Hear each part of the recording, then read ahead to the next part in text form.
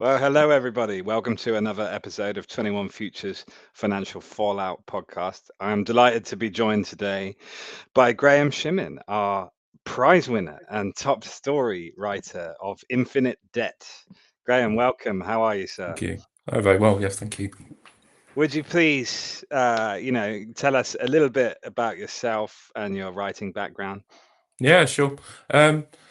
Well, I was an IT consultant for a long time in my 30s, and then I basically retired and became a writer. And I've lived in Ireland and I've lived in England, and originally from the Isle of Man. Which, for people who don't know, the British Isles is a small island in between Ireland and Britain. Yeah, and I started writing, it must be nearly 20 years ago. So I've had one novel published called A Kill in the Morning, well, commercially published called A Kill in the Morning. I've sold some screenplays. Yeah, and I've worked on some video games as well. Oh, amazing. I do. I've done a lot in the video game space Oh, because okay. Yeah. they've been trying to get new technologies like blockchain into video games, right? And the Oh, okay.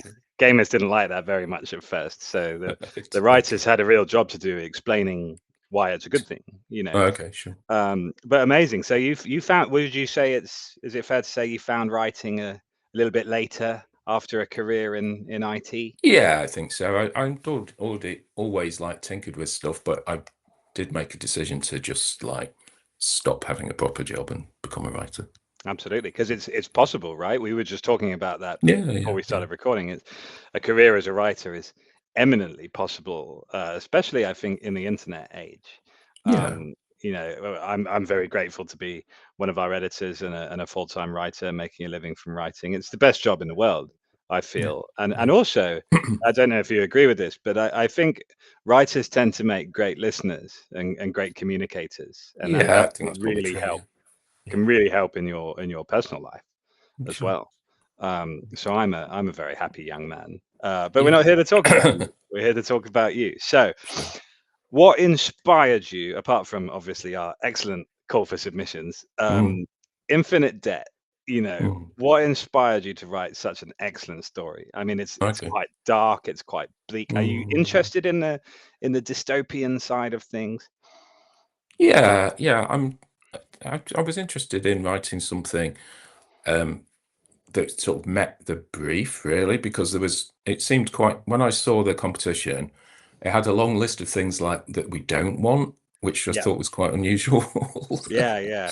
And so I thought, right, they're obviously looking for something quite specific here. Hmm. And so I very carefully read the sort of instructions of what they were looking for, which was something where the finances have kind of gone wrong.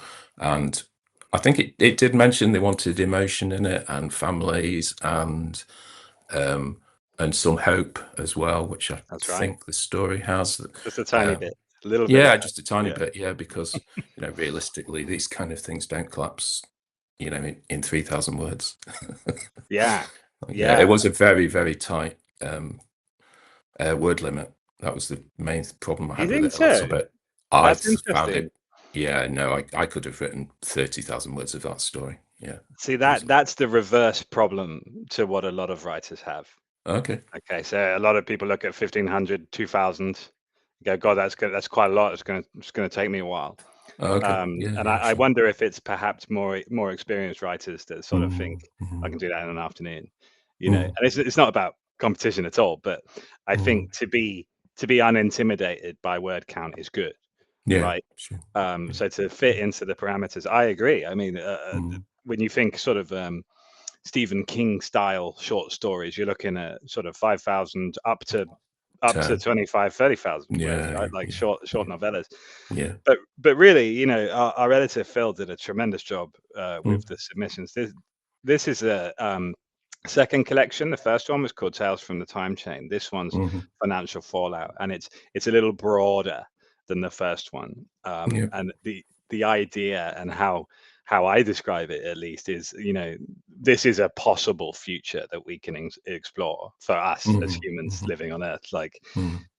there's got to be a little bit of grounded real world Although having said that, some of our stories were tremendous fantasy based ones and they were so good. Mm-hmm. We wanted to give them a shout out. But your Mm-hmm. story, I mean, wow, you blew us away. I'm very lucky. I feel very grateful to have been one of a few people to have read it so far. And I'm looking forward to everyone getting their copy of the collection and having Yeah. a read. Would you like to give us a little excerpt of Infinite Debt? Sure. Yeah, I can read a little section from it. This is from near the start. Hang on, I'll just get it. Okay, yeah.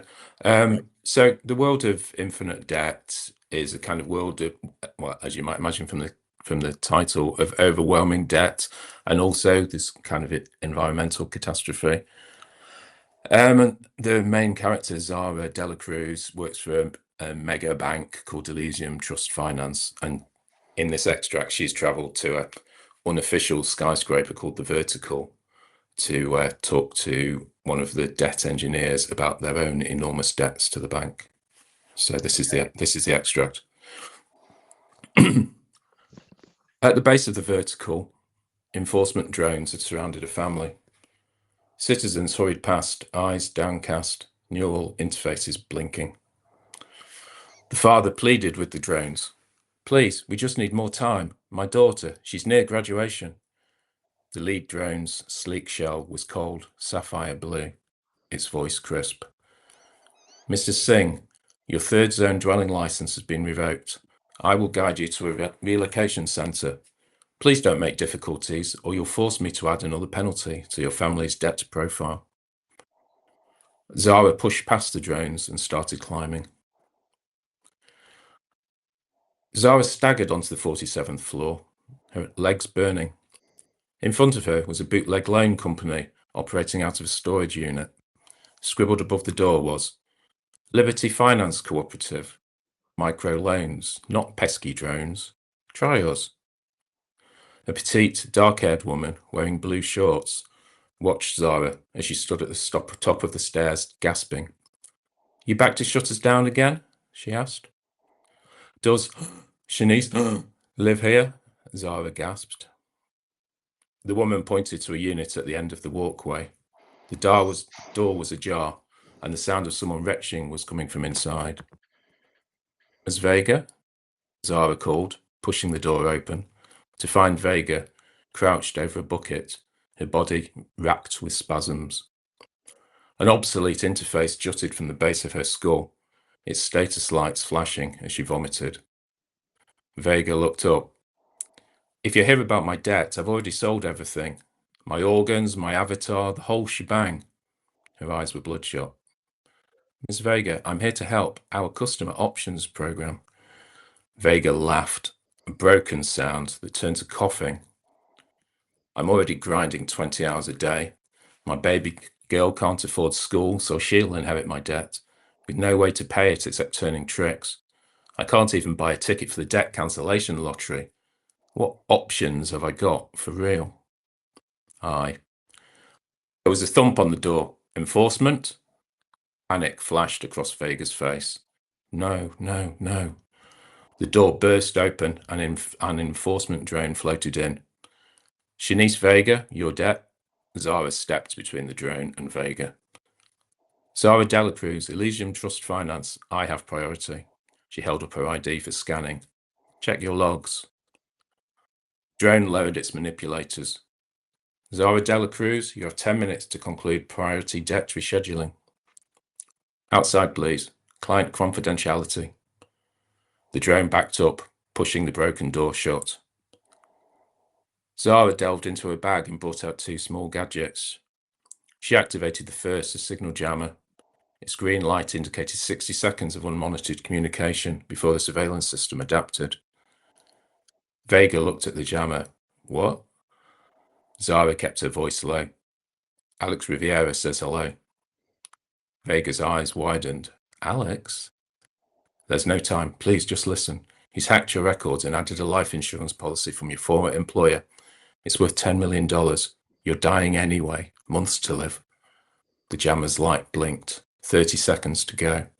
He says he's sorry. This was all he could do. It has to look like an accident. Think of your daughter. She held out the second gadget.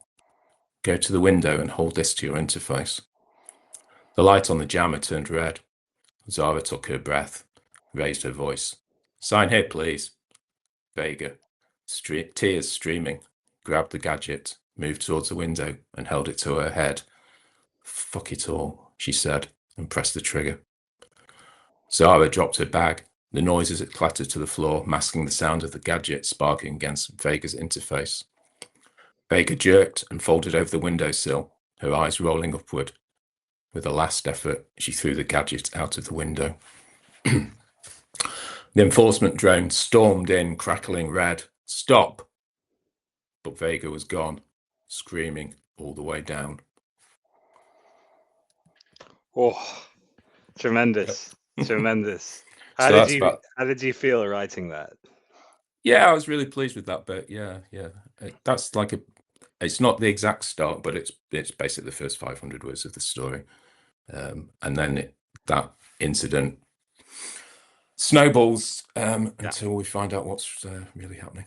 I mean, you can imagine scenarios like this playing out in the future, or even in the past in certain places, right? And there's a kind of are you familiar with the term grim dark? It's from Warhammer 40k. This kind of bleakness that I personally love. And I often think, how do the good guys win? And the answer is they often don't, right? But so good, so good. Your writing style it's quite inspiring, actually. I want to write more like that. It's almost noiry, it's I like think it's a quite noir-esque element to it. Fantastic. And look, it's a great opportunity to speak to a writer such as yourself, who's been doing this for a long time, making a living from writing.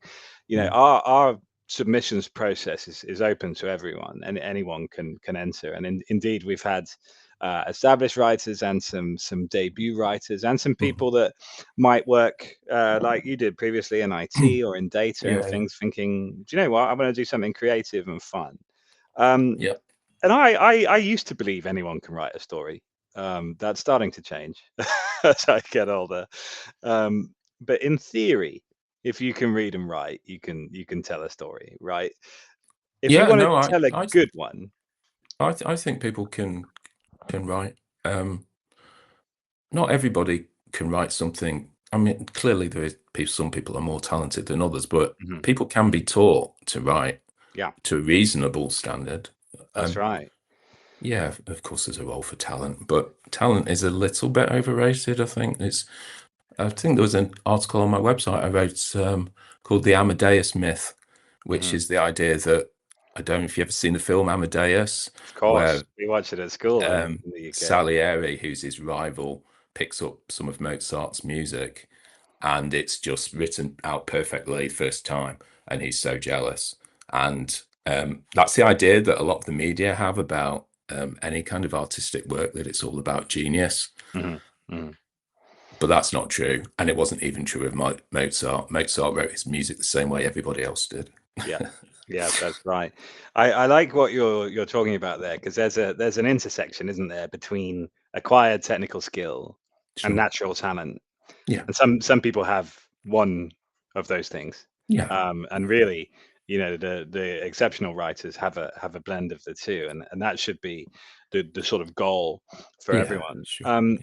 But if people wanted to learn about writing and get better at it, I mean, there are tremendous books like On Writing by Stephen King. I know you publish writing advice on your website. Do you have I mean, I often say we don't have very long, because a lot of people say, oh, you've got to spend ages slowly incrementing, whereas my style and my approach is, well, actually we have to quickly shift perspectives and just eradicate bad habits immediately. Right? You've got to suddenly level up really fast. If you wanted to give some of our listeners some writing advice, what sort of wisdom might you have for them? Okay. I think what you're saying is right, that you need to learn quickly, and the best way to do that is to do courses and read books. I know a lot of people are just like, oh, just write, and that will work, but like you're saying, that'll take years and years and years.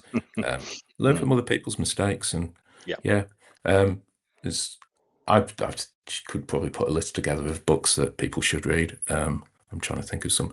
Robert McKee's Story is a fantastic book, Okay. and that would give a lot of people a really good start on writing, because that gives you the structure of a story. I, a lot of people think that you can't really be taught to write dialogue, because some people just don't have an ear for how people talk. Mm-hmm. And I think that might be true to an extent, but anybody can be taught to write a story that actually has a structure that makes sense and is interesting. For sure. I For believe sure. that. I like that you mentioned dialogue. Mm, A lot of writers, especially less experienced ones, tend to fill their stories with just exposition mm, mm, to hide from mm. dialogue, right? And Yeah, they sure, break that classic rule of telling instead of showing. And the best way to show is I believe through dialogue. sure. What I would say is, people are very interested in script writing and Mm, writing movies and TV shows, and of course, yep. a script is what 90% dialogue. Yeah, yeah. So You should, in a script, you should really, everything has to be yeah, shown. It's one of the key rules of script writing is, if you can't show it on the screen, hmm then it shouldn't be in the script, because you yeah, yeah, can't. So, for example, you can't explain anything. You can't explain what people's state of mind is. You've got to show mm, it by their. You can say he looks cross, hmm but you can't say he is cross, yeah, because that, yes. yeah, you know. How would you show that? Yeah, Yeah, exactly, and exactly. that's one thing from screenwriting advice that I think can play into normal writing is, it's a really good idea to say, just imagine that there's no narrator, you hmm cannot explain anything, you've Yeah, just got to show it all, you've got to yeah, have it in people's mouths or written out, but you can't just say blah blah blah. yeah. I like the old, the old gangster movies with Oh yeah. characters like Steve Buscemi who Mhm. talk quickly, and there's Yeah, a yeah. lot of dialogue happening, and Mm. that's called stickemithia sometimes, where it's rapid fire dialogue. Mhm. Looking at that written down and thinking, well, someone wrote that, I can write that. Mm. I think that's tremendous writing advice. Mm. Mm. Dialogue is Mm. something I love doing Mm. because Mm. it's a Mm. great way to move the story along. And Sure. what I talk about with stories, especially short stories, is Mm. they're about movement, Mhm, and that mhm. can be literal and physical, but it can also be about a character's development, right? So you're Mhm, moving from point A to point B with a mhm. beginning, middle, and end. Yeah, And that sounds really simple, but a lot of people get stuck, don't they? And sure. my advice is normally, well, someone should be saying, and what happens next, and then what Mhm, happens, and mhm, you've got to mhm. keep answering that. You've got to Yeah, yeah, yeah. keep the movement. If you Mm, lose the movement, you're dead in the water, and your story mm, stalls. And you can see, even with huge publishing phenomenons like Game of Thrones, mhm. George R. R. Martin kind of says, "Well, I've got myself stuck. Like the movement He's written is." himself into a corner. That's Yeah. right. Yeah, I think he got a special name for it, the Milanese knot. Oh, Um, right. No, I didn't know that. yeah, yeah, he's come up with all sorts of excuses as to why why he still hasn't Yeah. done it. But yeah, I mean, it happens to everyone. But like you're saying, and we did talk a little bit about. I love this idea of finish stuff, like Mhm, mhm. write something to completion and move Yeah. on, and write something else to completion, and Yeah, definitely. that is so key Mhm, to mhm. progressing as a writer. I mean, when you think social media is huge now, music is huge now, you're only Yeah, as good as your last hit in music. yeah. But in posting reels on Instagram or YouTube Mm. videos, you've got to keep chugging them Keep out. doing it. Yeah, You know, yeah. writing's exactly the same. Yeah, sure. Um, Yeah. so I think we've covered a lot of really tremendous writing stuff in a short space of time here. So we're doing what we talk about, which is good. Um, That's can you good. tell us a little bit about what's next for you as a writer? Yeah, sure. I'm working on a novel at the moment that's not a spec fic novel for me, which is a bit of a change. Okay. Most of what I've written has been speculative fiction, almost all hmm of it, really. Most of my stuff sci-fi or alternate history. Um, no, it's the one I'm working on at the moment is called Tiger Day, and it's a modern day whodunit. Oh, Um, nice. which starts with a guy being run over by a tank. Oh, wow. The cold open. And then it Yeah. delves into all the he's the owner of the tank museum himself, and there's a cast of people who may well have killed him. Amazing, amazing. Did you see those funny films with Daniel Craig playing Benoit Blanc, Yes, I've seen Knives those. Out? Yeah, That, yeah, I mean, those are fantastic modern yeah, whodunits. they're good. The I first one was really very like good. those. Yeah, I Yeah. agree. I agree. I thought that was I'm getting a bit of that vibe. That's so Yeah, it is a little exciting. bit like that. Yeah, So you mentioned, looking at writing a different type of novel. My first three novels were all Gothic literature, and then my Okay, fourth was a young adult country music romance, right, it's very and I different. really went different. Mhm. Some people might be quite intimidated by that. Mhm. How did you make or decide? Let's do something a little different. Okay. I think it was to an extent a sort of commercial thought. Okay. That sci-fi does sell, but murder mysteries do sell a lot more in general. On the other hand, there's a lot more competition. Um, I mean, sci-fi is my first love, I guess. But no, I had this idea, and I had some points I wanted to make, and I came up with a plot that I felt was quite interesting. And so, but yeah, it's easier in some ways to write something set in the modern day Hmm. because you're not having to invent an entire world. Sure. So that does save a lot of time, and you can just bang on with it. So Yeah, it's yeah. I mean, if you look at some of these sort of big popular writers, because I love going into a bookshop, right, and looking at the charts, and then there's a right. new chart called like Book Talk or TikTok made me buy it, Okay, and okay. I have a read of the back covers of those. There's one writer called Colleen Hoover. I think she's done about 40 or 50 novels. One of Mhm. them just was a big film. Right. And I feel like, because my wife loves all her writing, and then she loves like Mm. Harlan Coben crime thrillers. And Yeah. I sort of think there's this great formula you can follow, and Mm, you're mm, absolutely mm, right. You said it in the modern day, mhm. uh, and you can just follow the steps. And when we were in writing school, we learn about the seven basic plots, right? And Mm, you're mm, mm. always kind of, there's nothing new under the sun, right? Yeah, You're sure. Yeah. telling of the same story that is different. You see Yeah. a lot of Yeah. Greek myth being rehashed at the moment, right? And Sure. even into Norse myth and Egyptian myth, Mhm. and that's really interesting. But I think the ultimate thing is just making people feel something, like how it resonates with them. And I Yeah. love I love that you were sort of courageous enough to talk about the commercial considerations there, Mm, because mm. writing, of course, is an industry. It is a Yeah, yeah, business, yeah, and yeah, at the end of the day, we've all got to eat. yeah. And I have my own views about making money as a writer. And obviously, one of the great things to do is submit to competitions and call for Sure. submissions. And Yeah, yeah, yeah, I yeah. understand you've been shortlisted not just for 21 Futures, Mm. but you've had quite a few come about that way. Is that Yeah, yeah. something Over you'd the recommend? entering competitions, Yeah, yeah. yeah, it's a very good way of raising your profile on the assumption you can at least get shortlisted. I don't personally enter competitions that you have to pay to enter, particularly if the entry fee is too high. Okay. Um, I just think some of them are it's kind of exploitative when they're charging you, a large amount of money to join, and they're getting tens of thousands of entrants. Hmm. Um, but definitely enter anything that is free to enter.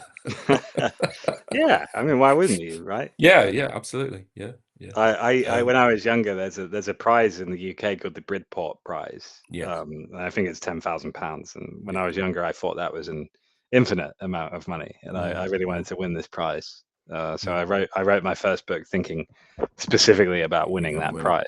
Mm. I did not win that prize. I didn't even enter. But But this the thing with any competition is there's a lot of competition. That's yeah, the whole thing. yeah. Yeah. Yeah, we had hundreds of entries, and narrowing them down, Yeah. especially to sort of, we actually expanded the prize winners from sort of 3 to 5, because Yeah. there Remember was some that? Yeah. Yeah. such tremendous stories. And I I'm can't sure wait for everyone to read picking between the last sort of 10, them.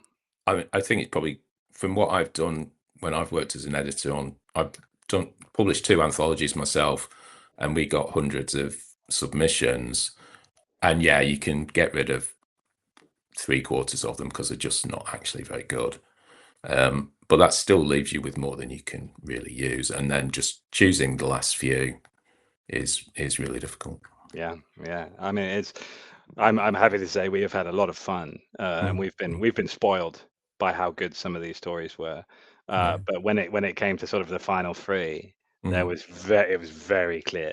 But then figuring out, Right. that next bit, Yeah. and it was a great conversation. Maybe we should have recorded it. But me and Phil were talking to Nico, who runs Konsensus Network, the publisher, and it was just an amazing conversation to have. And I'm very happy that you came first with your story, because it is so good, and I really looking forward to people reading it and giving us the it'd be feedback. interesting. And should we hypothetically do a third collection in the future? I hope you'll come and submit again. Yeah.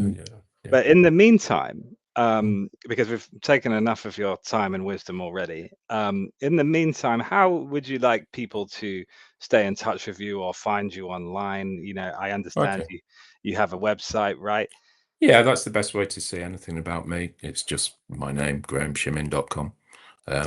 I post stuff on there pretty much weekly. So Excellent. yeah, that's Okay. mostly writing advice. I was thinking of writing something about entering competitions shortly. So Oh yes. Well, please do. And some ideas about that. yeah, well, let us know when you publish that, and we can share it Yeah. with our community. We've got a great growing community on Telegram and Twitter. Right. And we can make sure everyone has a little read of that. And I encourage everyone listening to this to come and join me in Telegram, and you can ask writers and editors all sorts of questions about writing. But Graeme, thank you so much for That's your fine. time and for your story. Yeah. And I'm really excited to hear that there's more coming from you in the future. So please stay in touch. Yeah. And for now, I will let you get back to your day in lovely Ireland. Okay. And Thanks. I hope it's better weather than it is here in Blighty. But yeah, it's Okay. and also a real pleasure to meet you, my friend. Like I Yeah. said, I've been Thank following you. you for a long time, Yeah. and it's been quite a special conversation for me to have. That's So great. thank you very much. Okay. Thanks a lot. Okay, we'll Yeah. talk soon. Take care, my Okay. friend. Bye.